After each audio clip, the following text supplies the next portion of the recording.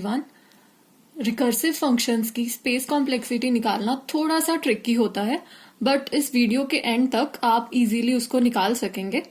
तो recursive functions की space complexity निकालने के लिए हमें पहले समझना होगा कि किस तरह से हम रिकर्शन ट्री जनरेट करते हैं और किस तरह से स्टैक फ्रेम्स जनरेट होते हैं मेमोरी में रिकर्सिव कॉल्स के लिए, और वो कितने टाइम तक मेमोरी में रहेंगे।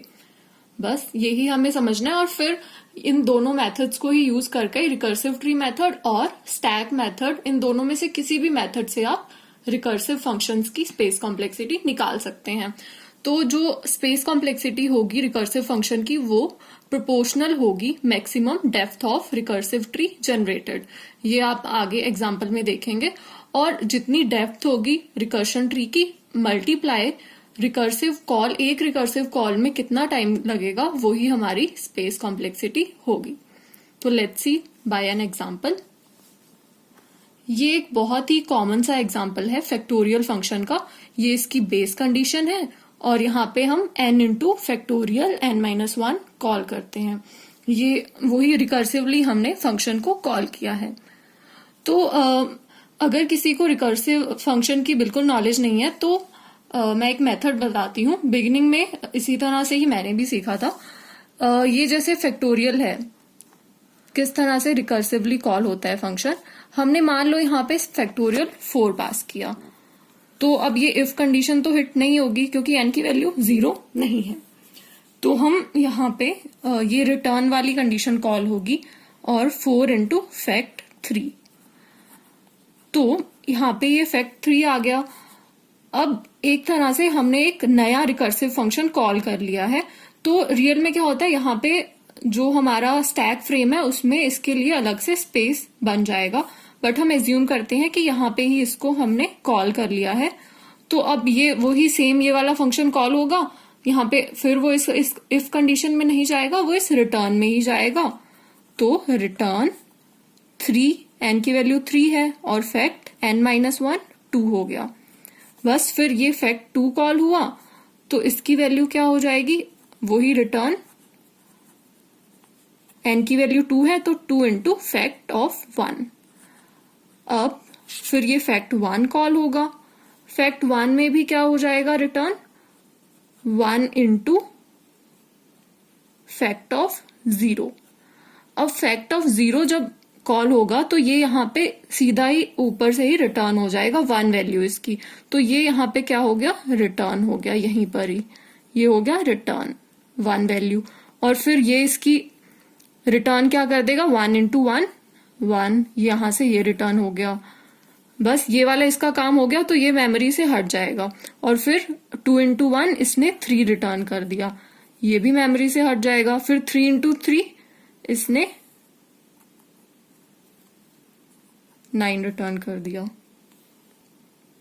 ओह सॉरी, यहाँ पे 2 इंटू 1 2 है और यहाँ पे 3 इंटू 2 6 आएगा, और यहाँ पे फिर ये रिटर्न हो जाएगा 4 इंटू 6 24। तो वही हमारे फैक्टोरियल 4 की वैल्यू वैसे भी 24 होती है। तो इस तरह से ये रिकर्सिव फंक्शन काम करता है। अब हमें आगे मैं आपको बताऊंगी कैसे हम रिकर्शन ट्री मेथड और या फिर स्टैक मेथड से इनको सॉल्व करेंगे। जब भी छोटी प्रॉब्लम हो तो आप उसको रिकर्शन ट्री मेथड से इजीली सॉल्व कर सकते हैं। तो let's C. Recursion tree method में हम जिस फ्लो में हमारी कॉल्स होती हैं वो हम ड्रॉ कर लेते हैं। जैसे मान लो वही हमने फैक्ट 3 को कॉल किया, तो हमने जैसा देखा था पीछे, उसने क्या कॉल किया था, n-1 को, फैक्ट ऑफ 3-1 2, और फिर fact of 2-1 is 1 and then fact of 1-1 0। और ये क्या आ गई, बेस कंडीशन आ गई। बस, और अब हम यहाँ, ये हमारा रिकर्शन ट्री बन गया। और इसकी हाइट कितनी है, यहाँ पे n की वैल्यू 3 थी तो इसकी हाइट कितनी थी, हाइट या इसको आप डेप्थ भी बोल सकते हैं, इट इज 4। तो अगर यहाँ पे अगर n वैल्यू है तो हमारी जो ये हाइट इसकी आएगी वो n+1 आएगी। ठीक है, और मैंने बताया था कि इसकी हाइट पे ही डिपेंडेंट होती है स्पेस कॉम्प्लेक्सिटी। अब हम स्टैक मेथड भी देख लेते हैं। स्टैक में देखो क्या होता है कि इस तरह से हमारा स्टैक बना होता है। This is a memory stack. तो यहाँ पे जैसे ही हम फैक्ट 3 को हमने कॉल किया, फैक्ट 3 यहाँ पे कॉल हुआ और फिर वो फैक्ट ऑफ 2 को कॉल करेगा, तो हमारा एक नया स्टैक में फ्रेम बन जाता है। ये एक न्यू, इसने फैक्ट 3 ने एक न्यू स्टैक फ्रेम बना लिया। अब इसमें क्या है, उसके लोकल वेरिएबल्स और जिस फंक्शन ने उसको कॉल किया है उसका एड्रेस, ये सब स्टोर होता है। और फिर ये फैक्ट 2 जो है वो फैक्ट ऑफ 1 को कॉल करेगा, हमने जैसे पीछे भी देखा था। और फिर फैक्ट ऑफ 1 जो है वो फैक्ट ऑफ 0 को कॉल करेगा, इस तरह से। और फिर फैक्ट ऑफ 0 हमें वैल्यू रिटर्न कर देगा, तो हम यहाँ से पॉप हो जाएंगे और वापस इसमें चले जाएंगे। फिर ये यहाँ से पॉप हो जाएगा, वापस चला जाएगा, फिर यहाँ से पॉप हो जाएगा वापस, और इस तरह से खाली हो जाएगा। तो यहाँ पे भी कितने 4 स्टैक फ्रेम्स यूज किए हैं। तो सेम वही, अगर आप स्टैक की भी डेप्थ देखें तो वो कितनी है, 4 है। ठीक है, सेम वही n+1। तो हमारी स्पेस कॉम्प्लेक्सिटी क्या होगी। अब मान लो कि एक जो ये स्टैक फ्रेम है वो k स्पेस लेता है। 1 स्टैक फ्रेम ने कितना लिया, k स्पेस। तो हमारे n+1 स्टैक फ्रेम्स कितना ले लेंगे, टोटल स्पेस कितना होगा, n+1 into k, n+1 into k। बस, तो हमारी स्पेस कॉम्प्लेक्सिटी किस फॉर्म में आ गई, big O n into k, kn form में आ गई। और k तो यहाँ पे कांस्टेंट ही है, तो स्पेस कॉम्प्लेक्सिटी क्या हो गई, ये बिकॉज कांस्टेंट है तो बिग O n फॉर्म में हमारी स्पेस कॉम्प्लेक्सिटी यहाँ पे बिग O n हो गई है। तो यही, इस तरह से हमें रिकर्शन ट्री या स्टैक बना के हमें पता लग जाएगा कि ये कितना स्पेस ले रहा है हमारा रिकर्शन ट्री। अब हम एक आगे थोड़ा सा इससे लेंथी एग्जांपल ले लेते हैं। अब now let's see Fibonacci series.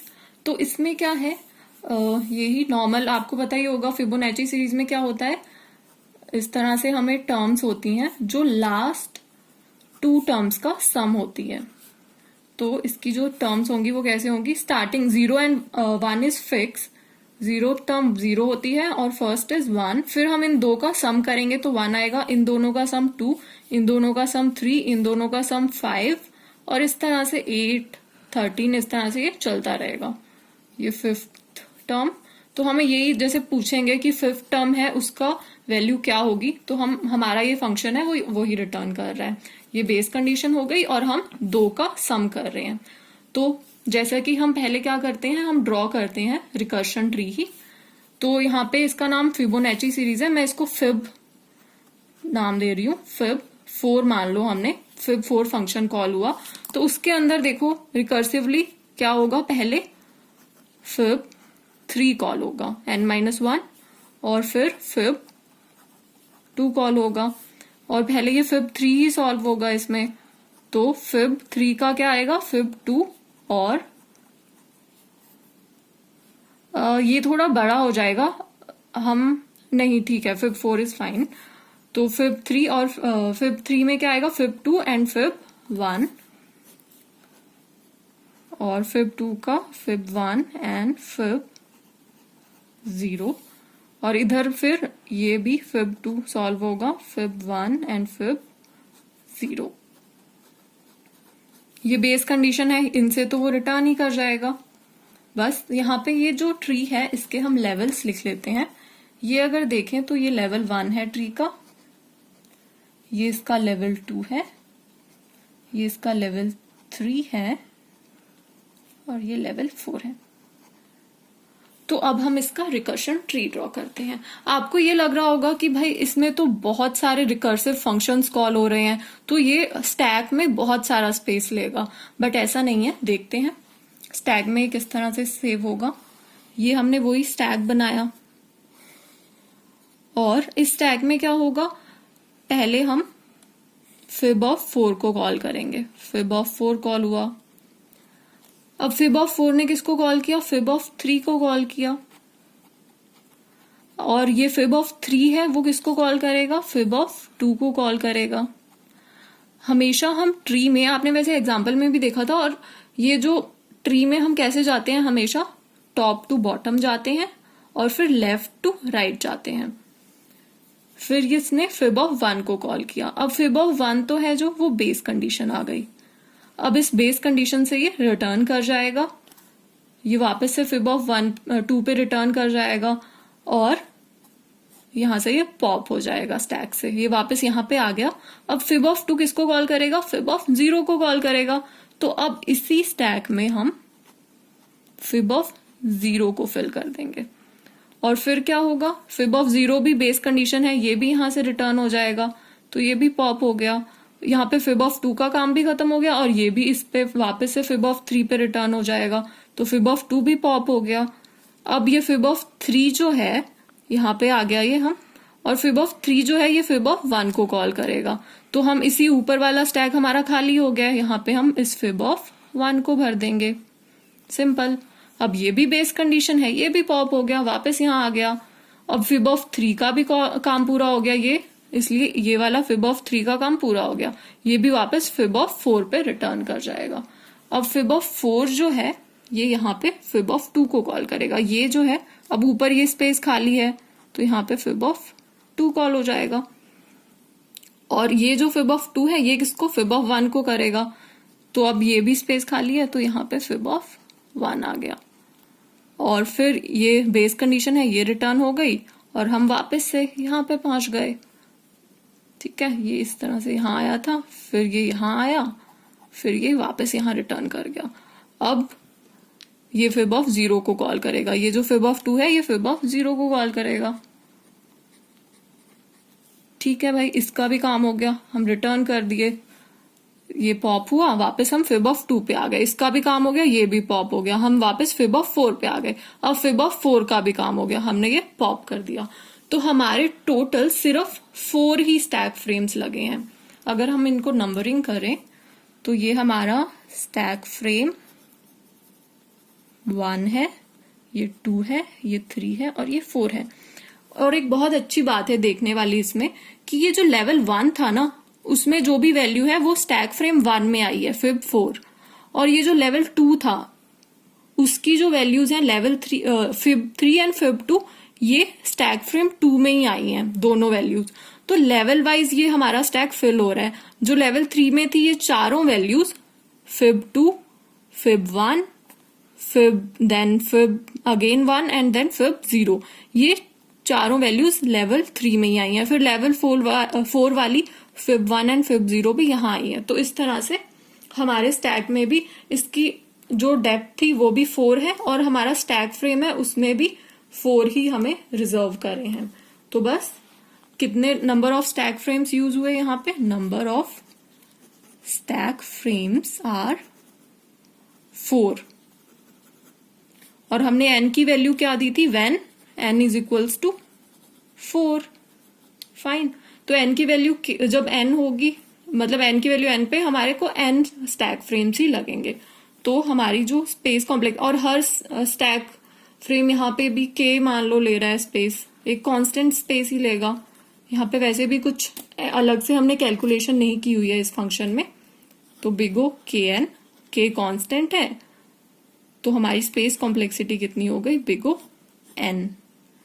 Fine, तो ये इतना बहुत ही सिंपल था स्पेस कॉम्प्लेक्सिटी निकालना रिकर्सिव फंक्शंस की। जस्ट आप स्टैक फ्रेम बनाओ और उसकी डेप्थ देखो, या फिर आप रिकर्शन ट्री बनाओ और उससे आप इसकी स्पेस कॉम्प्लेक्सिटी निकाल सकते हैं। That's all. अब आप ये जो फिबोनाची सीरीज वाला एग्जाम्पल था और जो फैक्टोरियल वाला एग्जाम्पल था, उनकी टाइम कॉम्प्लेक्सिटी भी निकाल सकते हैं, जो हम डिस्कस कर चुके हैं, और उसका रिकर्शन रिलेशन क्या होगा वो, और आप निकाल के प्लीज कमेंट सेक्शन में मेंशन करना। Thank you, thanks for watching.